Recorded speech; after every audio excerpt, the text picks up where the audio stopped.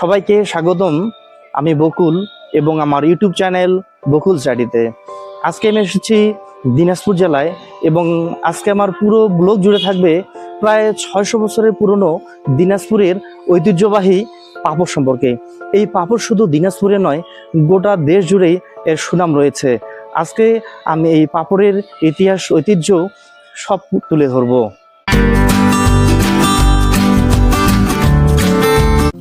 এখানে আসলে দেখা যাবে অলিগলি বিভিন্ন কর্মজীবী, বিশেষ করে মহিলাদের লেদি থেকে পাপড় তৈরি করার অপরূপ দৃশ্য।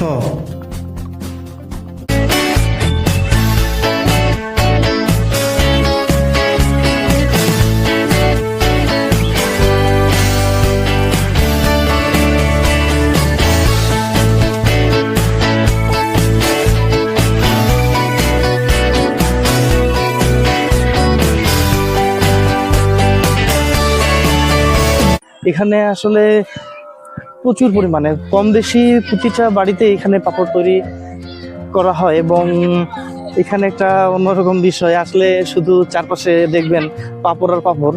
আমি কিছুক্ষণের মধ্যে আপনাদের দেখাচ্ছি যে এখানে যে দিনাজপুরে যে পাপড়ের একটা ঐতিহ্য, 600 বছরের যে পুরনো পাপড়, এটা এখানে আসলেই বুঝতে পারবেন।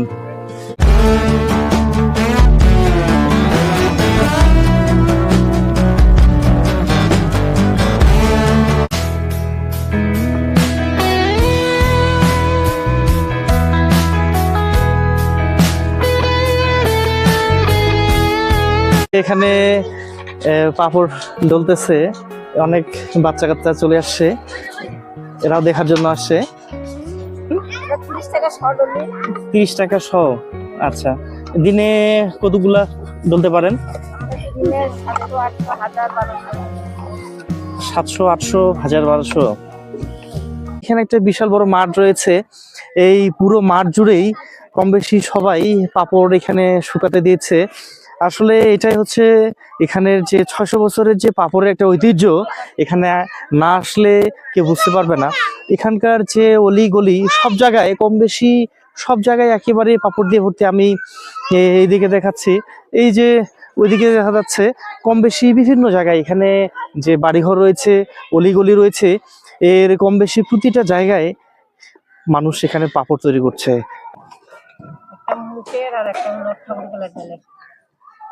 আচ্ছা, মুগের পাপড়টা কি দিয়ে তৈরি হয়? মুগ আর কি? শুধু মুগ না, সব রকমের সবকিছু মিশাল দেয়। কি কি থাকে জানা আছে? আমাদের জানা মধ্যে কি পাপড়ওয়ালা বলছে যে বেসন দেয়, ডাল দেয় গুঁড়া করে, আর কালো জিরা, তারপরে মরেই থাকে না গুলা, ওরা এত কিছু দেয়, আমরা তো কখনো দেখিনি দেয়।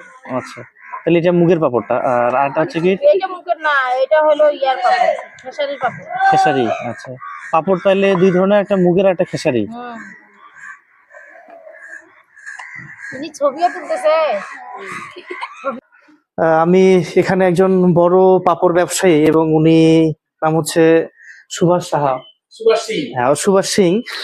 উনি আসলে আসার সাথেই, শোনার সাথেই অনেক আন্তরিকভাবে ওনার যে পাপড়ের যে ওনার যে কারখানা বা ওনার যে তৈরি করার যে প্রসেসটা উনি দেখানোর জন্য অনেক আগ্রহের সাথে আমাকে যাওয়ার জন্য বললো। আমরা এখন ওনার ওখানে যাব।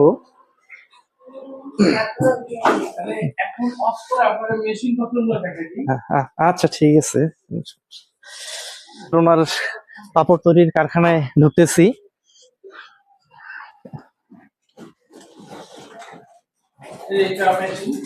এটা ওই চায়নার স্পাইরাল মেশিনে এটা খামির হয়, খামির হয়ে যাওয়ার পর এটা আবার পিস করা হয়, কারিগরদের কাছে দেওয়া হয়, তারপর এটা আবার প্লেন শিটের উপর শুকানো হয়, প্রক্রিয়া করে তারপর এটা বাজারজাত করা হয়। আচ্ছা, এটা ঢাকা, সিলেট, চিটাগাং, বগুড়া, নওগাঁ, রাজশাহী, রংপুর, ঠাকুরগাঁ, পঞ্চগড়, অলমোস্ট বাংলাদেশ, পুরো বাংলাদেশে এটা বিক্রি হয়। এই মিক্সার মেশিনটিতে পাপড়ের ডাল, পরিমাণ মতো বেসন এবং বিভিন্ন ধরনের মশলা মিশিয়ে লেদি তৈরি করা হয়। এই লেদি থেকে পাপড় তৈরি করা হয় এবং পরবর্তীতে এই পাপড় শুকিয়ে বিক্রির জন্য প্রস্তুত করা হয়। এনার এই পাপড়ের সাথে অনেক মানুষের কর্মসংস্থান জড়িত।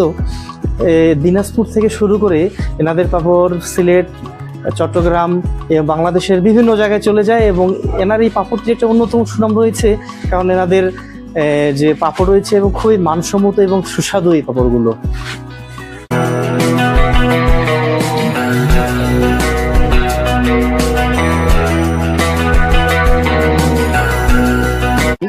এই গলিটি মূলত পাপড়ের গলি নামে পরিচিত। এখানে আরেকটু সামনে গেলেই আপনারা দেখতে পাবেন দুপাশেই শুধু পাপড় আর পাপড়। এই মুহূর্তে আমি আছি দিনাজপুরের এই চকবাজার, যেটি গুদুরি বাজার নামে পরিচিত। এখানে এটি মূলত পাপড়পট্টি হিসেবে পরিচিত।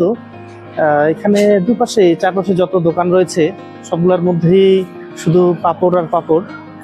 আমার ইউটিউব চ্যানেলটি আপনাদের যদি ভালো লাগে, আমার ভিডিও ভালো লাগলে অবশ্যই একটু লাইক করে দিবেন, একটু সাবস্ক্রাইব করে দিবেন।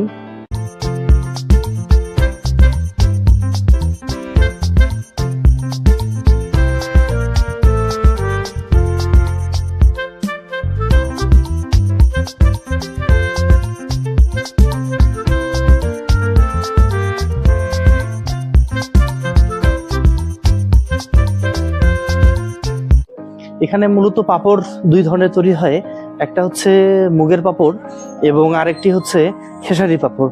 আসলে মুগের পাপড়টা এখানে খুবই সুস্বাদু, এবং এই দিনাজপুরের এই মুগের পাপড়টি গোটা দেশব্যাপী একটা অন্যরকম সুনাম রয়েছে। একসময় জানতে পারলাম, একসময় এখান থেকে পাপড় বাংলাদেশের পাশাপাশি বাইরেও রপ্তানি হতো। 2010 সালের পরে এখানকার পাপড় লন্ডনে বেশ কয়েক বছর রপ্তানি হয়েছিল, তবে অজানা কোনো কারণে আস্তে আস্তে এই রপ্তানিটি কয়েক বছর পরে এই পাপড় রপ্তানিটি বন্ধ হয়ে যায়।